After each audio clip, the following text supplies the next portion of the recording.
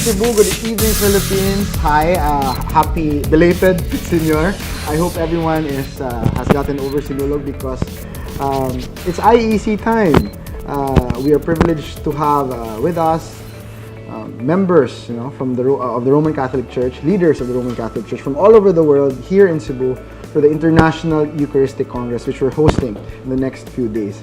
But tonight, in light of the back-to-back religious celebrations that we've had, that we're having in Cebu, from the Sinulog to the IEC, we have with us homegrown Cebuano priest, very young, and he's now serving as a diplomat for the Holy See, Father John Limchua. Father John, thank you for accepting my invitation. Thank you also for this invitation. I know that it is with all the schedules we both have, but it is important also to spend time explaining, because a lot of people have been asking us what is this IEC all about, right. And it is a wonderful opportunity for us to share and to expound on the significance of this celebration. Let's talk about the IEC later. First, let's get to know you more. Oh, well.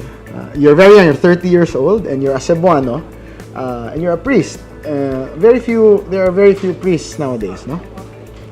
Depends where you come from. Yeah, but they say there aren't as many young people joining the priesthood as there were, let's say, 100 years ago. True, but for us here, especially in Cebu, we pride the most number of priests all around the Philippines. We are the largest diocese in the Philippines. And more, like, for example, on my part, I was ordained with 11. We were 11. That's a lot. That's a lot. Yeah. And then there are more entering the seminary. More entering the seminary, and more are getting ordained. That's good. That's very good news for the church. Well, we pray that it continues. So at some point, Cebu will be known for exports, not just in furniture or mangoes, and costume jewelry, but also in priests. Not only in priests, but so we can spread the but we export our culture and our faith. That's right. That's a package deal. That's right. Let's talk about your journey, your journey of faith. When did you want to become a priest? When did you start to realize that, hey, at some point I want to enter the seminary and make a lifelong commitment to God? I would like to use the words of Saint John Paul II used to say, because when he was asked with the same question, he said that the vocation, this calling to the priesthood, is both a gift and a mystery. It is something that you don't plan, like being a doctor, engineer, architect. From your mind, you construct things, but the priesthood is something different, because there is an attraction you don't understand, and there is a person who attracts you that you don't see, whom you don't see. And so, it is a mystery in that sense, because you don't know exactly. It's not like, it's courtship, courtship, falling in love. You see the person. You get to meet the person, you talk with him, he hears you, you hear him, and little by little, you go to know each other, then that's it. The priesthood it's an encounter with this being, this God.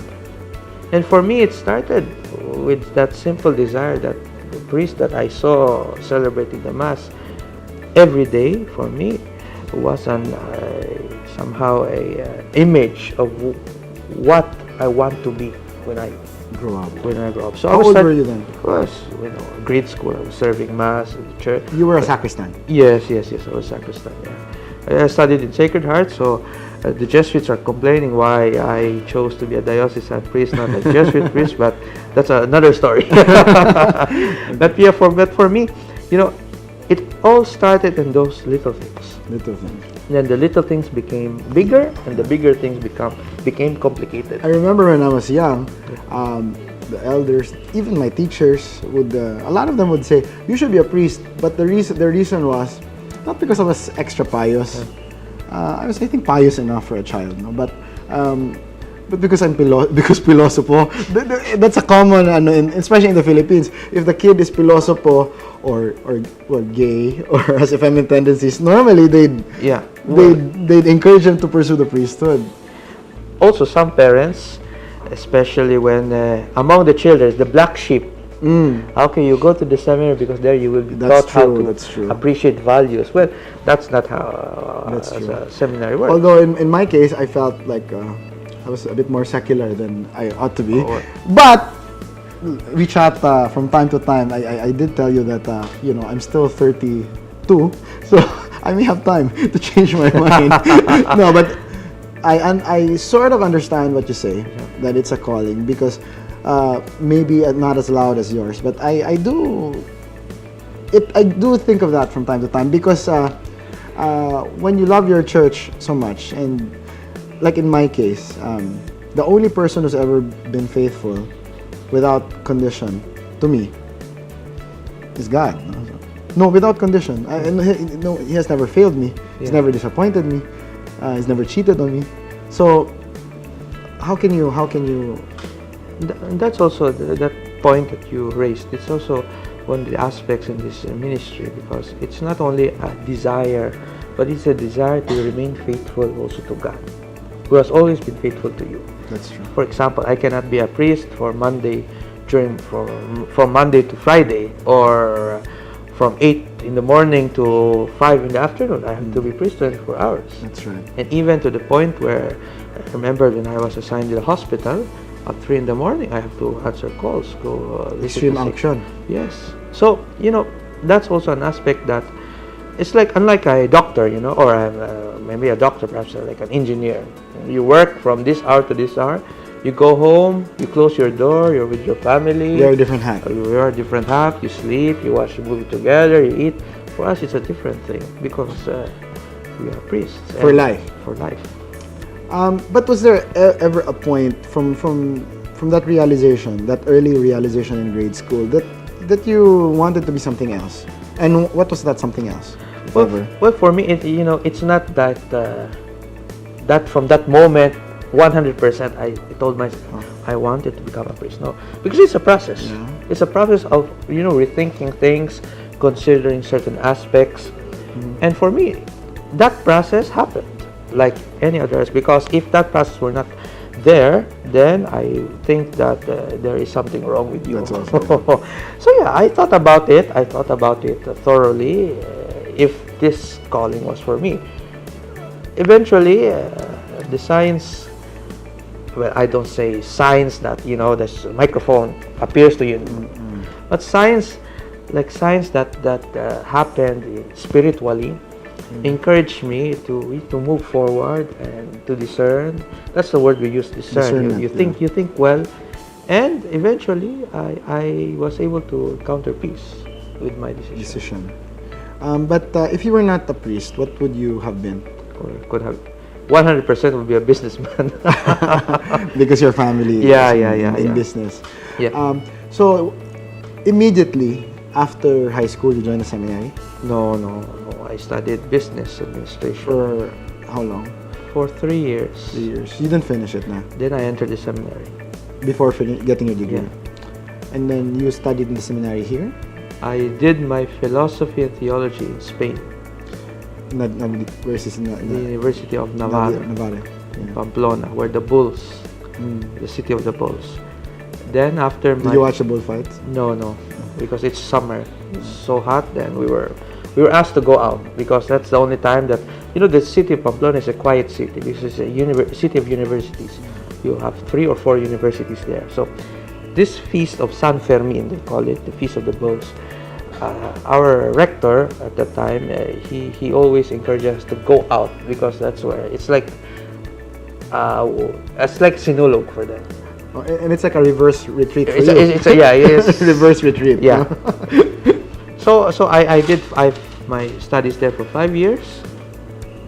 Then I was ordained here in Cebu. So for 5 years you were in Pamplona in Spain? Yeah, I was in Spain. So you speak Spanish fluently? More or less. And then you were ordained in Cebu? So I was ordained here in Cebu. Who was the bishop? The Cardinal was the bishop. Cardinal Vidal. Yeah. So I was ordained. After my ordination, I was immediately sent to Rome for my further studies in canon law. Does that make you a canon lawyer? Yeah. After my a very young canon lawyer. So after my studies in canon law, after my first year of studies in canon law, I was I was asked by the superiors of the Vatican to do this sacrifice, because this would entail that I would leave Cebu and serve the Universal Church, and that is where As a I diplomat am, for the so See, that's Holy the See. Holy See. But before, it was not a plan. Of course, there was. It was My plan was only, be a finish my priest. studies, and finish my studies, be a ordained priest, and eventually go home here and be assigned to a parish or teach in a seminary. That was my plan. But I would love to cite the beautiful words from Pope Benedict XVI. While thinking if this specific mission is for me or not, I reread this book. It's called Light of the World. It was an interview, and Benedict said, the moment you say yes during your ordination, it's a definitive yes, and this yes would lead you to places where you don't want to go. For me, that gave me a certain sense of peace. That's a very interesting route. I mean, you wanted to be a priest, and now you're both a priest and a diplomat, Well, first of all, and a canon lawyer. Well, yeah, but first of all, I'm a priest. But did you taking up canon law? Is that a requisite to be a diplomat for the Holy See? Yes, in a certain sense, yes. For the uninitiated, what is canon law? It is the law that governs the church. Yeah, because Secular and spiritual, both? in any society, there are certain laws, that governs us, that orients us towards the common good, towards order. Like here we have law. So the church as a society, like any other society, human society, has a certain laws, norms, procedures. And so that is canon law. So It governs all aspects in the life of the church. Like spiritual and secular, political, everything. Yeah. Including, for example, how we elect the Pope. Yeah. For Including- example, how we manage our how we administer our funds. But does it include liturgy? Yes. The protocols Yes. of rituals? Rituals, yes. Because these are all norms. So there is a basic law, that's the code of canon law. So there's a code of all the canons. And from there, you extract and you expound. Specialization. Yeah. All right. Let's talk more about your job representing the Holy See officially as a diplomat when Open Mic returns from the show.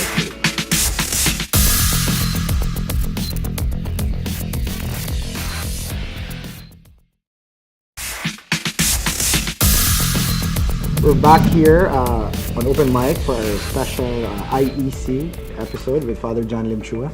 So on the over the break, we were talking about my interest in the liturgy. I'm very interested in the liturgy because I love the Mass. I think it's for me, it's the most important ritual worship, of being a Catholic. And some people don't appreciate the Mass as much. I don't know if they understand it fully, if that emanates from that perspective, but I find peace in the Mass because I like that it's a communal, it's a community of faithful gathered together because we have individual prayers, we have individual concerns, and we have personal prayers to God and our own intentions, but the Mass brings us together, sinners, all, different intentions, different backgrounds, and then we're all there, singing the same thing, saying the same thing, praying the same thing. Because the liturgy, it is not the prayer of the priest. That is why in the liturgy, I don't say my prayer. I read, I pronounce Liturgy of the Word, the prayer, because it's not mine. It is the prayer of the whole community. That's why it should have that importance. That it is not mine, it is not yours, it is our own prayer. And I would like to cite what you said, that the sinner says, because Pope Francis said, the church is a field hospital for sinners. And the church, the doors of the church should open the doors to mercy. More to sinners than to saints, right? Of course, yeah. Because the church, the hospitals are not for healthy people. Yeah, for the sick. Yeah, for the sick. And that especially Jesus, when he called those the tax collectors, his intention was to call the sinners to him.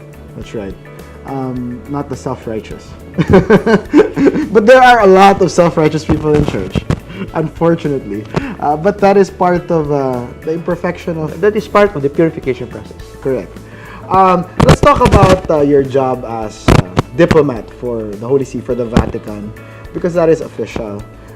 People, laymen in general, forget that there are at least two aspects to the church: spiritual and as a temporal, as a secular body. Yeah, okay. The Vatican, I represented the country in the United Nations, and I've met some diplomats in the permanent mission of the Vatican to the UN. But I think their status, there's not non-voting, no? Non-voting. Non-voting. It's a permanent observer. Permanent observer, but non-voting. But there's official representation there. So, and people often forget because it's always just the religious aspect. But you take care of both because you celebrate Mass and at the same time you perform official functions on behalf of the Pope. Yeah. And you've had and you continue to have the privilege of meeting Pope Francis every time you're in Rome. Yeah. And the Filipinos love Papa Kiko. Papa Kiko. And also Pope Benedict. Yes. So how is this? How is this encounter? This is a blessing for me to be able to work for the Pope. So first of all, to be very technical, no? There's a distinction between the Vatican and the Holy See. Okay. Because the Vatican is the tiny parcel of land. Vatican City. The Vatican City State. Okay. We work for the Holy See. Correct. Which is another entity pre-existing before, because Vatican City It's a physical. is that physical parcel of land started 1929 Oh, really? with the Lateran Treaty, when the territories of the Pope were occupied by the Italian state. So the papal states were annexed. So the Pope became a prisoner of the Vatican. The Vatican. So 1929, the Italian state conceded and gave that parcel of land, Granting them independence. granted them independence. But we represent the Holy See. The Holy See is the Pope. And since the 3rd century, the Pope has been sending his legates, The nuncios. the nuncios. So from The that, nuncio is like an ambassador for is the the Pope. ambassador of the Pope. The ambassador of the Pope. So from that time till this present moment, the Pope still continues to send his nuncios. So it's probably the Holy See, the diplomatic affairs of the Holy See, perhaps is one of the oldest. It's the oldest. It's the oldest It's the diplomatic mission. In fact, the school where I studied is the oldest diplomatic school in the world. Wow. How long has it been It in started existence? in 1300s. Wow, amazing. Anyway, so So your experience. with that, it gives us access to the Pope, and the Pope access to the people, because we are the eyes and the ears of the Pope. In every country, the Pope sends his mission, the pontifical mission, composed of the nuncio and the staff. And everything that happens in the country, the Pope has a say. From moral issues, from issues that concerns human rights, from issues that concern health, the Pope has a moral authority, and that is That's right. that is somehow the door. We are the door for the Pope to the country, or to the people, and the people to the Pope. That's why we have access to the Pope. But how awesome! How awesome to have access to Pope Francis. Well, you were mentioning about Pope Francis, but one of the things that I met Pope Francis even way before he became He was Pope. still cardinal. He was still cardinal. We ate pizza with him. Oh my gosh! Yeah, it was few days. I remember it was 3 or 4 days before he was elected Pope. I saw him in the square. For the conclave. No, yeah, but that was before the conclave. He was just walking, dressed as a priest, the ordinary But priest. he with was a already black- a favorite. Well, he was not that favorite. But people were talking about a lot of names, including our own Cardinal Tagle. That's right. But he was not the top, like the top 5. So people were not really into him. He was there, and I was also there in the square when the white smoke came out of the chimney. And when his name was announced, there was silence in the square, because they were not expecting him. They were expecting another Italian, or they were expecting another, but they were not expecting him. So people were silent. when I was there, Expect the unexpected. yeah, people were really, really, shocked. Or I don't know how to. And how did you feel? Because you just had pizza with him. Yeah, but that memory, was refreshed. This was the guy who entered our door a few days ago. And pizza. But the reaction of people changed when the Pope, during his first When he greeting, came out to the balcony. the balcony, he asked the people to Pray for him. Yeah, That changed everything. that's true. So it eventually opened the doors, and people were shouting. That I remember that night very well because it was one of the nights that Rome was really alive. People were just leaving their cars in the streets just to join the people in the piazza, in the plaza. People were shouting, people were dancing. It was one of the nights, the most beautiful nights I've experienced in Rome. How different was your encounter with Pope Francis eating pizza before he became Pope and the first time that you met him after he became Pope? Well, of course, protocol would dictate us that he is now the Pope, so there are certain, gestures that we need to do, like for example, to kiss the ring or incline our head. That was the first thing. When I inclined my head before him, he took my arm and raised that. No protocol. Wow. No protocol. And that was for me one of the things that it's always in my mind, especially when we had dinner with the Pope. I had the chance of dining with the Pope. So the Pope was here, I was there, and I've already told this story a couple of times, but I want to repeat this because it invites me to be more human. Because the Pope, after the prayer before meals, we were all seated, and he immediately, instead of asking how were we doing in our studies, our formation, he just asked, "Have you given food to my driver?" Oh. Have you given food to my driver? And we told, yes. Then he immediately told us the story of his driver. That his driver has this number of kids. His driver has been working in the Vatican for a long time. He knows the driver, and that's that somehow changed how we see popes, because popes sometimes we see them as rulers, but here you see a pope who is a father, who is open. I think that's a very good insight, Father John, because a lot of our leaders say they're interested in the plight of people, but they don't even know the people they work with. They don't even take the time out to hear their concerns, their stories, even the most simple stories, and enter into their lives, or pay attention when they do Yeah. to other stories. And so I think that's a very simple but very true insight, no? And you see it. I mean, that makes us confirm that Pope Francis is really a pope for the people, and who loves the people. But you also served Benedict. Yes. But with Benedict, How long? How long did you serve him? well, I met Benedict 3 or 4 times when I was still a student in Rome. As a student. As a student, because I started my mission with Francis. But every time I met Benedict, he was this warm grandfather who is interested in you. When you speak with him, or you're with him, he looks you into the eye and he listens to you. And I was touched with that gesture, because people say that Benedict is this and that, but deep inside that German attitude is a person who really is interested. And you visited him even in his retirement. That was one of the privileges where I think I'm as of now I'm the only Filipino who saw him Wow. after his retirement. Yeah, I saw your picture walking, the outside. garden. Yeah. It's beautiful because I think, in my opinion, people don't give enough credit to Benedict.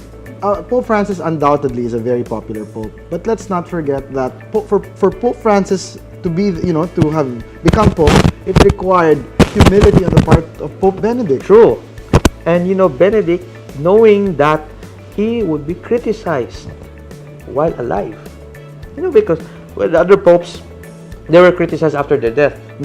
Benedict reads the papers and he sees how people criticizes him. Yeah. For him, it's fine. And I think it's humility to acknowledge that maybe you are not the kind of leader that the Pope, that the Church needs at this particular. You have limits. that walang forever. That's right. That's right. So that hashtag, what do you call this, is relevant not only to our personal lives, our love lives, but also to church affairs. Walang forever. And to Only leadership. God's love is forever. That's true. Okay. Bitin. This is so bitin because walang forever. Time is up for this gap. We have to pause for this short break and open mic. We'll be right back.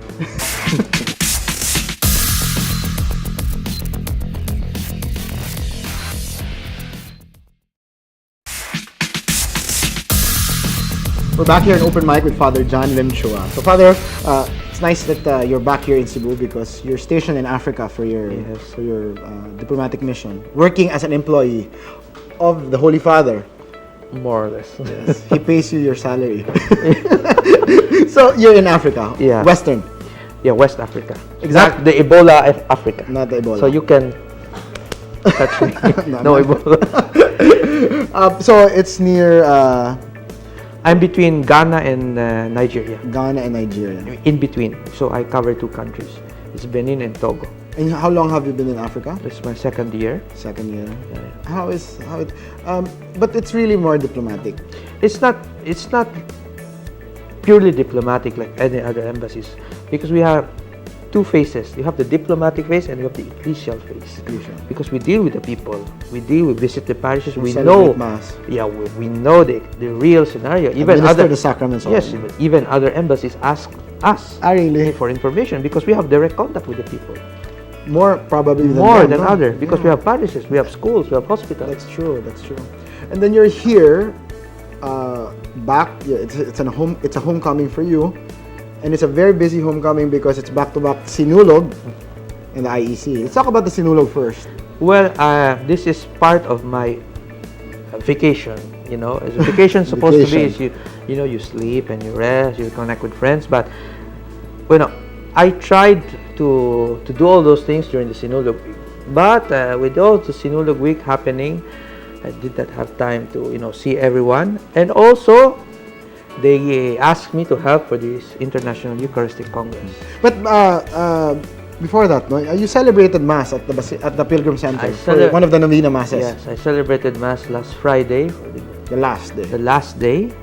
Did you dance also? I danced. I joined the procession, the fluvial procession, and the foot procession.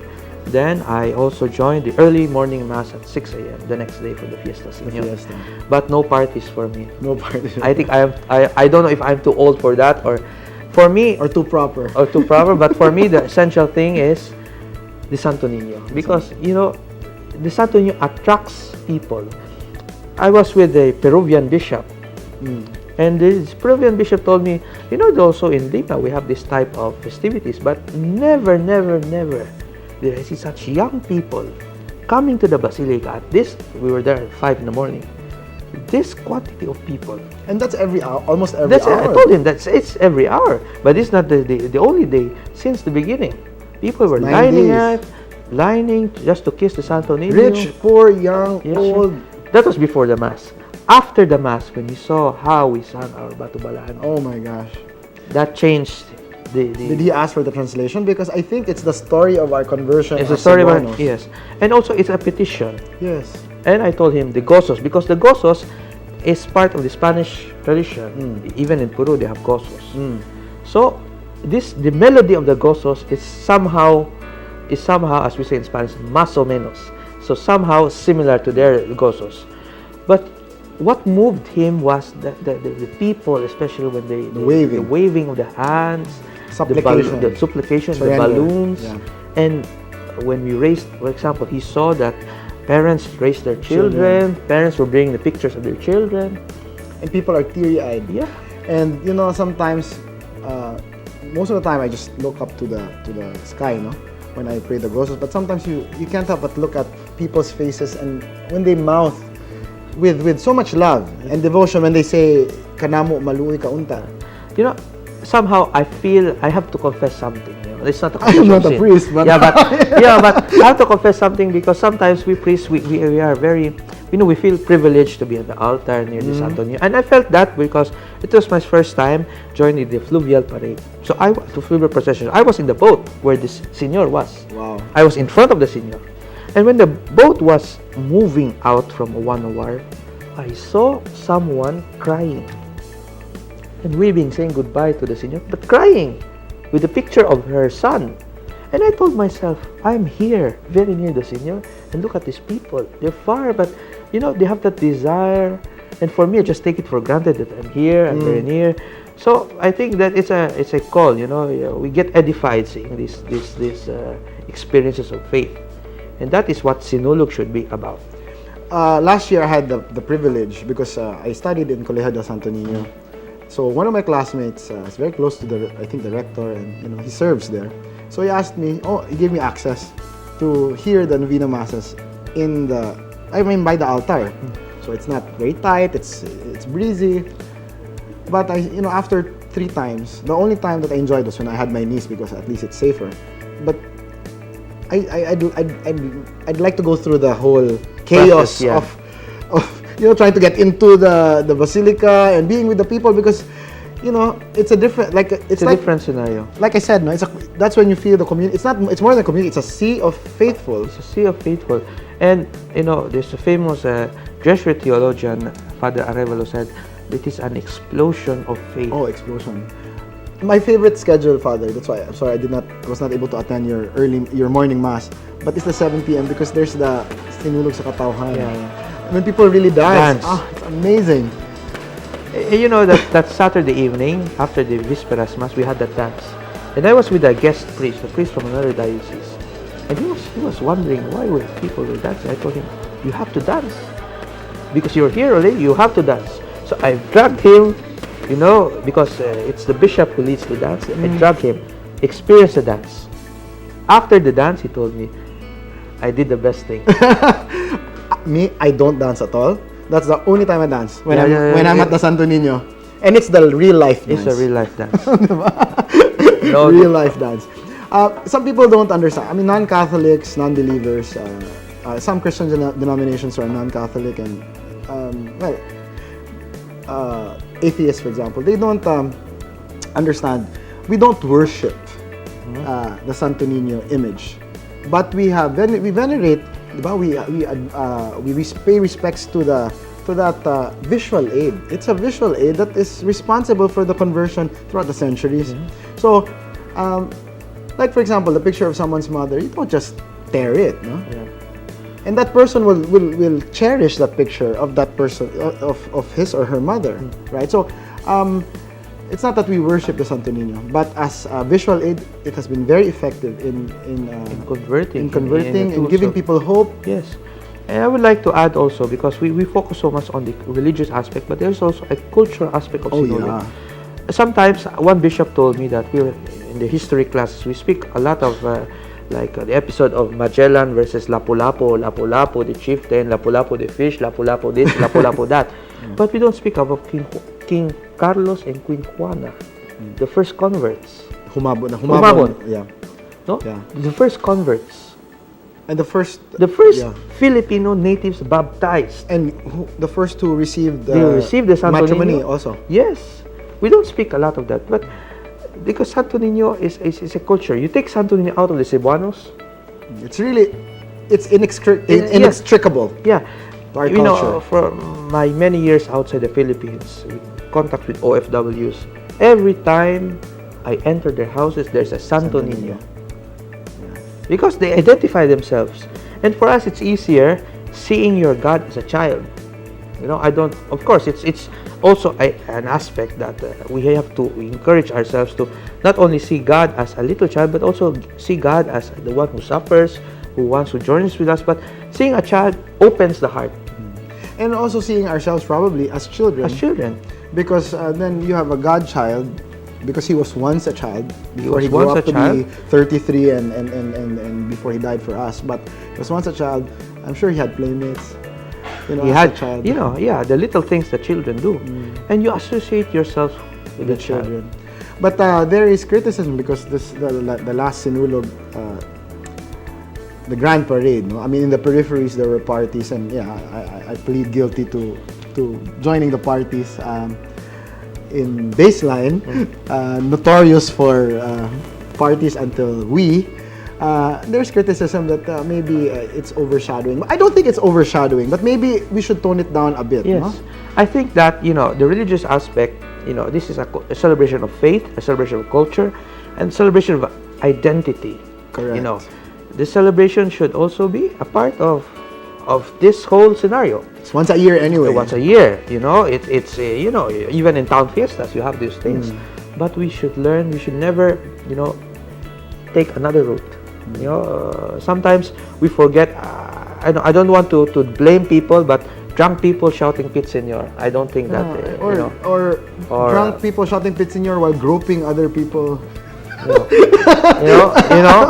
I mean, it's good to celebrate. Sometimes you can't control. You get drunk, but you should put place in its proper And respect. Context. Respect. No. And alcohol should never be made an excuse to being disrespectful, because our friend Carlo Borromeo, he was mauled by 5 people who were drunk outside his home in that area near STC. But anyway, the Sinulog is done. We're already looking forward to next year's Sinulog. But now we have the IEC. What is the IEC? The International Eucharistic Congress. What is its relevance to Filipinos, to Cebuanos, aside from no classes for students? I think the students are very happy about that, but we Cebuanos should take pride in this event, because the last IEC that happened in the Philippines was 1937. Wow. So this is the second time the IEC happened in the Philippines. IEC is a gathering. It's a Catholic But in gathering 1937, it was held in Manila. In Manila. First time in Cebu. First time in Cebu, second time in the Philippines. So IEC is an event. It is an international event where we contemplate, meditate, and we talk about the Eucharist. So it is a gathering of devotees. How often is it held? 4 years. Every 4 years. So the last, Like the Olympics. yeah. So the last IEC was held in Dublin. Before Dublin was in Quebec, and so this is our time, and it is an expression of also. It is a continuation of Sinulog. It is an event where we express our culture, our faith, and also the context of IEC happening after Yolanda, because that also is part of the package. But you said priests, bishops, they come together to talk about the Eucharist. The Eucharist. What about the Eucharist do they talk about? Changes, amendments? No, it is. The theme is Christ in you, Experiences? our hope, glory. That's the theme. Every year there's a Christ theme. in you, our hope and glory. for glory. So the Eucharist as our direction towards the future, especially everything that happened with Yolanda, people were losing hope, and the Eucharist is that food that gives us hope, and that's the theme that we are supposed to contemplate in this year. In relation to that, Father, in relation to discussing the Eucharist, I don't know if this makes sense, but was it also discussed in a previous International Eucharistic Congress? The changes made to, like, for example, we used to say, the Lord be with you, and also with you, and now we say with your spirit. Was it in an International Eucharistic Congress or in a different... That's in a different, because that's in the level of the dicasteries in Rome. No.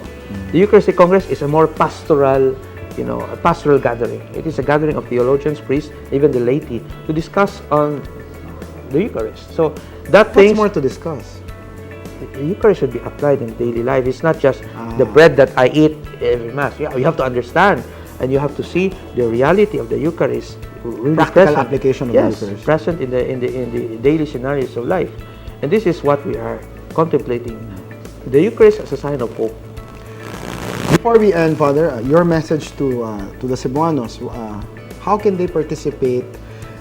Aside from being proud that we are playing host to the International Eucharistic Congress, how can they participate and make the most of this blessing that is upon us? Okay. As what I said, Father Arevalo told that in these few days, it will be an explosion of faith. I think the best thing that we could contribute to the success of this Eucharistic Congress is show our faith in many ways, not only in praying, going to churches, but even in the small acts of kindness that we show to our delegates coming from other parts of the world. Courtesy, how we receive them, how we welcome them, but also how we live our faith. because faith should not be something that we do only in churches or in our private altars Or sinulog time, Or sinulog time. Faith is necessary, is a requisite living our Christian life. So I think basic things. I think that what is necessary in these days of the International Eucharistic Congress is we show our faith in the most simplest way, like street children going there. We're not blocking street children, but we want them to be part, because this is who we are, and we want to show to them that we are not afraid. The best of who we are, The best of who we are. not the best of what we're pretending to be. Yes. Amen. You're the preacher. Thank you, Father. Thank you very Thank you much. so much for your time, and I wish you all the best, especially in the next few days that are probably the busiest, The busiest of all for these. you. And take care when you go back to Africa. Yeah. Thank you. Always pray for us and for Cebu. I love Cebu. We all do. This has been another episode of Open Mic. We have Father John Limchua. Until next week, good night and Godspeed.